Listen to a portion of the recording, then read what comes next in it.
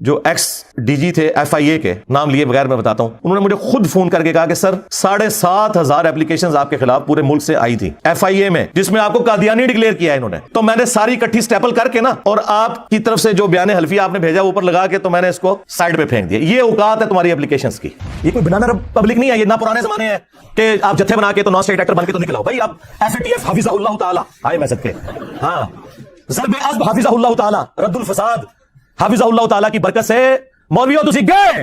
ہاں نحمده ونصلي على رسوله الكريم۔ پاکستان اس وقت بے حساب مسائل، مصائب اور پریشانیوں کا شکار ہے۔ اس میں ایک بڑا مسئلہ انجینئر مرزا محمد علی کا بھی ہے، جو صحابہ کرام سے لے کر اب تک تمام بزرگان دین پر سخت قسم کی سب و شتم کرتا ہے اور لعنتیں کرتا ہے۔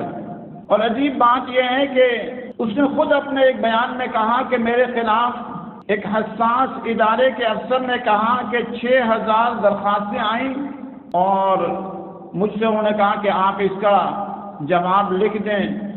تو میں نے اس کا جواب لکھا، انہوں نے ان کو 6,000 درخواستوں کو ردی کی ٹوکری میں پھینک دیا اور کہا تمہاری یہ اوقات ہے۔ اب یہاں کسی کے خلاف درخواستیں نہیں بھی ہوتی تو ہمارے حساس ادارے ان کو پکڑ کے لاپتہ کر رہے ہیں، شہید کر رہے ہیں۔ لیکن آخر ان میں کون سی ایسی بات ہے کہ حساس ادارے ان کو کچھ کہتے نہیں ہیں؟ اور یہ صحابہ کرام سے لے کر حضرت معاویہ رضی اللہ تعالی عنہ سے لے کر حضرت امام شافعی، امام ابو حنیفہ، امام مالک، امام احمد بن حنبل، سارے بزرگوں پر رد کر رہے ہیں۔ تو بہرحال ہم ان سے علمی طور پر ان کو جواب دیتے رہیں گے۔ آج میں مرزا محمد علی صاحب سے کہتا ہوں کہ اللہ تعالیٰ کی عظمت پر میں تھوڑا سا بیان کرتا ہوں، اور آپ سے امید کروں گا کہ آپ بھی اللہ تعالیٰ کی عظمت پر بیان کر کے انٹرنیٹ پر ڈالیے۔ نحمده ونصلي على رسوله الكريم، اما بعد فأعوذ بالله من الشيطان الرجيم، بسم الله الرحمن الرحيم، وما قدر الله حق قدره والأرض جميعا قبضته يوم القيامة، وما قدر الله حق قدره والأرض جميعا قبضته يوم القيامة، والسماوات مطويات بيمينه سبحانه وتعالى عما يشركون۔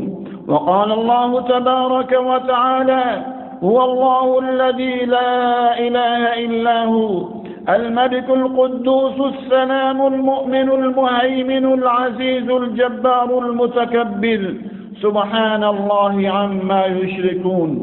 أيها الإخوة والأخوات، الله تبارك وتعالى هو العظيم في ذاته، العظيم في أسمائه، العظيم في صفاته، العظيم في خلقه وأمره، العظيم في دينه وشرعه، العظيم في ملكه وسلطانه۔ والله تبارك وتعالى هو العظيم الذي خلق المخلوقات وأوجد الموجودات وصور الكائنات وخلق الأرض والسماوات۔ والله تبارك وتعالى هو القدير الذي قدر الأقدار في السماوات والأرض، وكل شيء عنده بمقدار، عالم الغيب والشهادة الكبير المتعال۔ والله تبارك وتعالى هو القوي الذي خضعت الأعناق لعظمتي وخشعت الأصوات لهيبتي وذل الأقوياء لقوتي وقهر الخلائق بقدرتي۔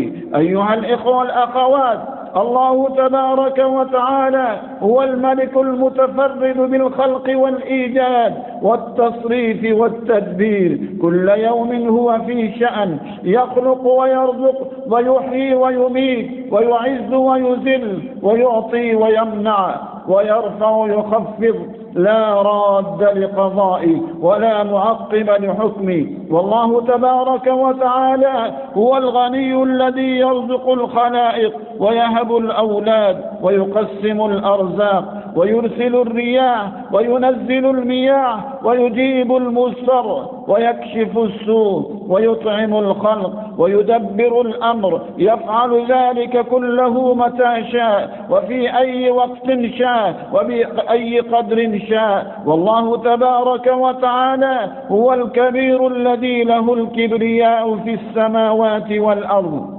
الجبار الذي قهر الجبابرة بجبروته وعلاهم بعظمته، القاهر فوق عباده، القاهر لهم على ما أراد، الفعال لما يشاء. والله تبارك وتعالى هو القوي العزيز الذي لا يعجزه شيء ولا يغلبه شيء ولا يعزب عنه شيء، القادر على كل شيء، المالك لكل شيء، المحيط بكل شيء، العالم بكل شيء، الذي يفعل ما يشاء ويحكم ما يريد. حجابه النور، لو كشفه لأحرق سبحات وجهه ما انتهى إليه بصره من خلقه، لا تراه العيون ولا تخالطه الظنون ولا يصفه الواصفون كما ينبغي لجلال وجهه وعظيم سلطانه، ليس كمثله شيء وهو السميع البصير، له الخلق والأمر وأمره بين الكاف والنون، إنما أمره إذا أراد شيئا أن يقول له كن فيكون. أيها الإخوة والأخوات، الله تبارك وتعالى له الكمال المطلق في ذاته وأسمائه وصفاته وأفعاله، فهو بكل شيء عليم وعلى كل شيء قدير، وهو الغني الذي له خزائن السماوات والأرض، يعطي من يشاء ويمنع من يشاء، لا مانع لما أعطى ولا معطي لما منع، وما شاء الله كان وما لم يشاء لم يكن. مالك الملك يعز من يشاء ويذل من يشاء، قل اللهم مالك الملك تؤتي الملك من تشاء وتنزع الملك ممن تشاء وتعز من تشاء وتذل من تشاء، بيدك الخير إنك على كل شيء قدير. تولج الليل في النهار وتولج النهار في الليل، وتخرج الحي من الميت وتخرج الميت من الحي، وترزق من تشاء بغير حساب. والله تبارك وتعالى رب كل شيء ومليكه، لا إله غيره ولا رب سواه، مالك كل شيء ورب كل شيء، له وحده ربوبية الخلق والإيجاد والتدبير. الله خالق كل شيء وهو على كل شيء وكيل، وله وحده ربوبية التعليم والإرشاد. اقرأ باسم ربك الذي خلق، خلق الإنسان من علق، اقرأ وربك الأكرم الذي علم بالقلم، علم الإنسان ما لم يعلم. وآخر دعوانا أن الحمد لله رب العالمين.